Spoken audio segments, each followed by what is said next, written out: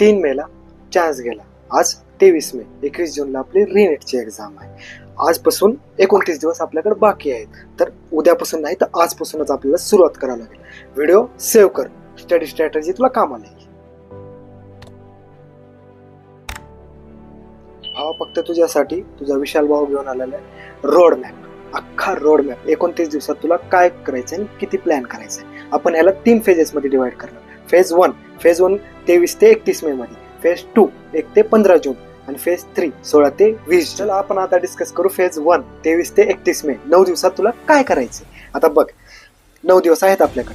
काय करायचं, रोज 12 तास आपला अभ्यास झाला पाहिजे. मी PDF मी बनवलेले आहे, ती तुम्हाला शेअर करेल कमेंटमध्ये. डॉक्टर टाईप कर, मी तुला शेअर करेल. इथे तुला स्क्रीनवर बी दिसून जाईल, काही विषय नाही. बघ काय करायचं आपल्याला फेज 1 मध्ये. डेली 12 तास तुझा स्टडी झाला पाहिजे. 12 तास. त्या 12 तासला कसं युटिलाइज करायचं मी सांगतो तुला. ऐक, फर्स्ट 3 तास एनिमी लिस्ट काढून ठेवायची. एनिमी लिस्ट म्हणजे काय, 3 मेचा जे पेपर आहे त्याच्यात तुझे 30-40 क्वेश्चन चुकले असतील, मे बी कमी बी असू शकतात, 10-20 बी असू शकतात. जे क्वेश्चन चुकलेले त्याची चॅप्टरची लिस्ट बनवायची, त्याला म्हणतात एनिमी लिस्ट. ते 3 घंटे करायचे. ठीक आहे. 6 तासामध्ये काय करायचं, NCERT रिडिंग करायची. NCERT मध्ये काय काय, बायोचे 38 चॅप्टर करायचे, केमिस्ट्रीचे 30 चॅप्टर करायचे, दोन्ही मिळून 38 चॅप्टर होतात. ठीक आहे. मग 9 दिवस आहेत आपल्याकडे. 9 दिवसात आपल्याला 2दा तरी NCERT रिवाइज झाली पाहिजे. कारण तुम्ही असे नाहीत की तुम्ही पहिल्यांदाच NCERT उचलली, तुम्ही आत्ता एक्झाम देऊन जस्ट आलाय, त्याच्यामुळे 2दा NCERT रिवाइज झाली पाहिजे आणि 9 दिवसात झाली पाहिजे. मग तुम्हाला एका दिवसात किती चॅप्टर केले पाहिजे, तिकडे बघ 7 ते 8 चॅप्टर झाले पाहिजे. बायोचे 4 चॅप्टर झाले पाहिजे, केमिस्ट्रीचे 4 चॅप्टर झाले पाहिजे. तुझी जर बायो परफेक्ट आहे तर बायोचे जास्त कर, केमिस्ट्री परफेक्ट आहे केमिस्ट्रीचे जास्त कर. डेली 7 ते 8चा रेशिओ आपला बसला पाहिजे. हॅवी आहे पण करावं लागेल, आता आपल्याकडे उपाय नाही. 650+ मार्क पाहिजेत आपल्याला. सेकंड 2 तास काय करायचं आपल्याला, PYQ सॉल्व्ह करायची. PYQ सॉल्व्हिंग मध्ये आपली एनिमी लिस्ट दाखवायची. त्या दिवशी जे आपले क्वेश्चन चुकले ते चॅप्टरची मध्ये लिस्ट टाकायची आणि ते टॉपिकचे PYQ कधीपासून वाचायचे, कुठलेही उचलायचे नाही. 1989, 1975, 1980, 1900 कुठलेही उचलायचे नाही. 2020 ते 25 ह्याच्यातलेच PYQ करायचे. आणि लास्टचा 1 तास रात्री झोपायच्या आधी 1 तास काय करायचं, फॉर्म्युला रिव्हिजन करायचं. कोणता फिजिक्सचा, ऑर्गॅनिकचा, इनऑर्गॅनिकचा डेली करायचं. फेज 1 मध्ये आपण अख्खा बेस क्लिअर केला. आता फेज 2 1 ते 15 जून मध्ये आपल्याला काय करायचंय, नीट ऐक. डेली काय करायचंय बघ, ऐक. 3 घंटे 15 minute daily full mock test द्यायची. कोणत्या टायमाला विशाल भैया, कोणताच टाइम नाही. दुपारी 2 ते 5:15 पर्यंत NTA टाइम. NTA जो आपल्याला पेपर हातात देतो तोच टाइम. आपल्याला त्या टायमाला आपला मेंदू काम करतंय का नाही सगळं बघायला.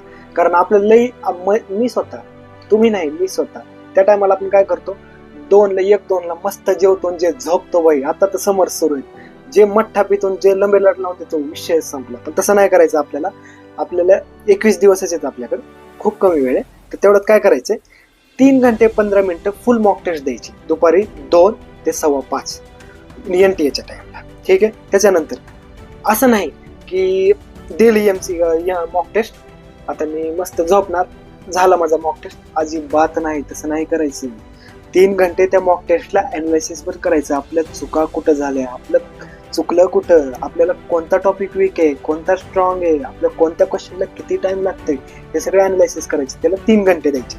नंतर काय करायचं, 3 घंट्यावर वीक चॅप्टरवर अटॅक करायचं. वीक चॅप्टरवर अटॅक म्हणजे काय, जे मॉक टेस्ट दिले त्याच्यातले 1-3-4 तुझे विकेस्ट चॅप्टर असतील त्याच्यावर अटॅक करायचं 3 घंटे. आणि लास्टचे 3 घंटे काय करायचं, झोपायच्या आधी लास्टचे 3 घंटे NCERT रिवाइज करायची. NCERT काय रिवाइज करायची, डायग्राम्स, एक्सेप्शन आणि डेरिव्हेशन्स, एवढं रिवाइज करून झोपून जायचं. आता वळूया आपण आपल्या शेवटच्या स्टेजकडे, फेज 3 16 ते 20 जून. 5 दिवसात काय करायचं. आता बघ फेज 3 कडे येईपर्यंत आपलं सगळं स्टडी कम्प्लीट झालेलं असते. आता काय करायचं, 4 तास daily self notes plus formula एवढंच रिवाइज करायचं. डेली 4 तास एवढंच करायचं 5 दिवस.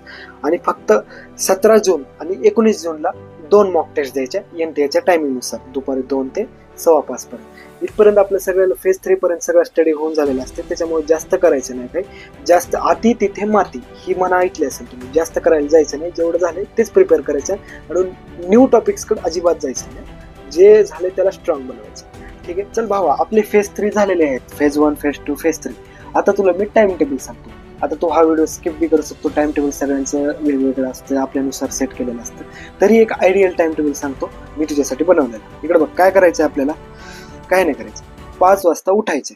5 वाजता उठलास 5:30 ते 8:30 बायो करायचे, बायोलॉजी, आणि त्याच्यासोबतच PYQ करायचे, प्रिव्हियस इयर क्वेश्चन. 9 ते 12 काय करायचे, फिजिक्सचे हार्ड टॉपिक्स घ्यायचे 3 घंटे, कारण माइंड फ्रेश असतं सकाळी सकाळी. बायोलॉजी वाचली तिथं वाटतं की बाबा अभ्यास झाला, मग आपण फिजिक्सवर जातो. आता 2 ते 5:15 आपलं ठरलेलं आहे की 2 ते 5:15 आपल्याला काही NTA नुसार मॉक टेस्ट द्यायची. चल ठीक आहे. आता 5:15 1 घंटा ब्रेक घ्यायचा, कारण थोडं रिलॅक्स पाहिजे असतं माइंडला. तर संध्याकाळी 6 ते 9 केमिस्ट्री आणि फिजिक्सचं अनालिसिस करायचं. आपलं केमिस्ट्री, फिजिक्स आणि जे मॉक टेस्ट दिले का त्याचं अनालिसिस करायचं की कुठं चुकलं, काय चुकलं. आणि 9 ते 10 मध्ये आपलं ठरलेलं आहे की फिजिक्स, इनऑर्गॅनिक, ऑर्गॅनिक केमिस्ट्रीचे फॉर्म्युले रिव्हिजन करून झोपायचं. मग 10 वाजता झोपायचं. हा तुझा असणार आहे प्रॉपर टाइम टेबल. मी एकदम आयडियल टाइम टेबल बनवलं की असं नाही सांगितलं तुला डिटेलमध्ये काय करायचं. ह्याच्यात तू चेंजेस करू शकतो तुझ्यानुसार. तुला सकाळी उठल्यावर बायोलॉजी आवडतं, फिजिक्स आवडतं, केमिस्ट्री आवडतं, मोस्ट ऑफ द स्टुडंटला बायोलॉजी आवडतं, तर तसं टाइम टेबल बनवलं आहे. पण झाला. आता 4 गोल्डन रूल्स सांगतो तुला, नीट ऐक. पहिला गोल्डन, डेली NCERT वाचायची, कारण NCERT आपली भगवद्गीता आहे. 90% ॲज इट इज क्वेश्चन NCERTतून येतात. कशामध्ये, कोणत्या सब्जेक्टमध्ये, बायोलॉजीमध्ये आणि केमिस्ट्रीमध्ये. दुसरा तुझा गोल्डन, मोबाईल सगळा बंद कर. मोबाईल बघत राहिलास 29 दिवस वाया जातील, मग काहीच होणार नाही, फेल. मग आयुष्यभर मोबाईलच घेऊन बस, फक्त मोबाईल बंद पाहिजे. सेकंड रूल आपला मोबाईल बंद.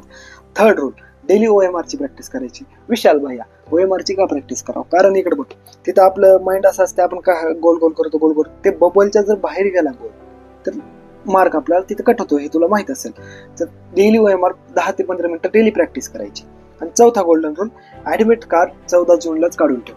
नंतर असे चिकचिक नको, 20 जूनला मी काढतो, 20 जूनला काय प्रॉब्लेम. त्याच्यापेक्षा 14 जूनलाच ऍडमिट कार्ड काढून ठेवायचं. ऍडमिट कार्ड समोर ठेवायचं डेली, की म्हणजे 21 जूनला परीक्षा आहे, तर माइंड आपल्या त्यानुसार काम करायला सुरू होतं. ठीक आहे. हे 4 गोल्डन रूल लक्षात ठेव. हीच तुझी स्ट्रॅटेजी होती, जी तुझ्यासाठी मी बनवली होती. तर तुला सगळा PDF पाहिजे असेल तर माझ्या इंस्टाग्राम अकाउंटला फॉलो कर, मला DM कर, मी तुला पर्सनली PDF सेंड करेन. पुन्हा आता सगळ्यात मेन गोष्ट, स्वतःची होप सोडू नको, मोटिवेशन सोडू नको, कारण आता जर मोटिवेशन सोडलास तर संपला सगळा गेम. कारण खूप लोक असे असतात की 29 दिवस उरलेत, आता माझं काय होणार नाही, आता काही. एक अपॉर्च्युनिटी आहे तुझ्यासाठी. जर तुला कमी मार्क्स असतील, समज 250 ते 300, तर तुला देवाने एक अपॉर्च्युनिटी दिली. अपॉर्च्युनिटी सारखं बघ. मग 300 तू डायरेक्ट 500-600 क्रॉस करू शकतो 29 दिवस. आणि ज्यांना वाटतंय की बाबा मी लय भारी पेपर दिलता, 500-600 पडले, तर त्यांच्यासाठी ही एक ऑपॉर्च्युनिटी आहे की तुम्ही 700+ घेऊन एम्सला, स्वतः ड्रीम कॉलेज असतं काही जणांचं एम्स, तर एम्सला प्रवेश घेऊ शकता. तर ऑपॉर्च्युनिटीला ऑपॉर्च्युनिटी सारखं बघा. निगेटिव्ह घेऊ नका की आता माझं काय होणार नाही. तर असं निगेटिव्ह घेऊन चालत नसतं. आपण डॉक्टर आहोत, आपल्याला प्रत्येक गोष्ट पॉझिटिव्ह वेने घेतली पाहिजे. तर चला, एवढंच होतं आजच्या व्हिडिओमध्ये. तुम्हाला जर स्ट्रॅटर्जी, टाइम टेबल, अजून काही इन्फॉर्मेशन NTA लागत असेल, काय असेल, तर माझ्या चॅनलला सबस्क्राईब करा, फॉलो करा आणि शेअर करायला अजिबात विसरू नका.